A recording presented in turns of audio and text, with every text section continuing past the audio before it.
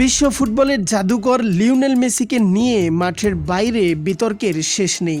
বিশেষ করে ইন্টারনেটে প্রায় একটা প্রশ্ন ঘুরে বেড়ায়, মেসি কি ইসরায়েলকে সমর্থন করেন?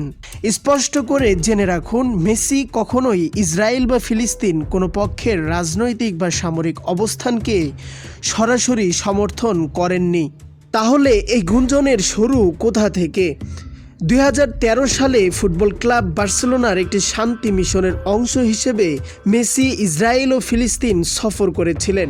সেখানে তিনি জেরুজালেমের ওয়েস্টার্ন ওয়ালে যান। এটি ছিল সম্পূর্ণ একটি পেশাদার ও দাতব্য সফর, কিন্তু কিছু মানুষ এই সাধারণ সফরকেই রাজনৈতিক রূপ দিয়ে প্রচার করতে শুরু করে।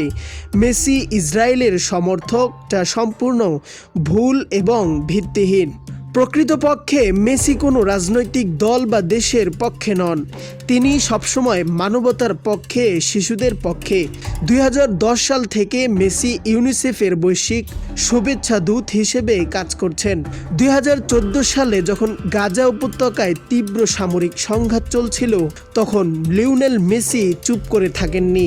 তিনি তার সামাজিক যোগাযোগ মাধ্যমে ফিলিস্তিনের এক আহত শিশুর ছবি শেয়ার করে অত্যন্ত আবেগঘন ভাষায় লিখেছিলেন, শিশুরা এই সংঘর্ষ তৈরি করেনি, কিন্তু এর জন্য তারা চরম মূল্য চড়াচ্ছে।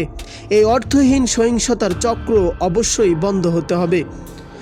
শুধু ফিলিস্তিন নয়, সিরিয়ার যুদ্ধবিধ্বস্ত শিশুদের জন্য স্কুল তৈরি করা কিংবা আফ্রিকার ক্ষুধার্ত শিশুদের মুখে খাবার তুলে দিতে মেসির Leo Messi foundation crore crore টাকার অনুদান দিয়ে আসছে। মেসি একজন ক্রীড়াবিদ এবং একজন বাবা হিসেবে সারা বিশ্বের সুবিধাবঞ্চিত ও অসহায় শিশুদের অধিকার রক্ষার লড়াইয়ে যুক্ত। তিনি কোনো রাজনৈতিক সংঘাতের অংশ নন। তিনি ফুটবলের মাধ্যমে শান্তি ছড়াতে চান।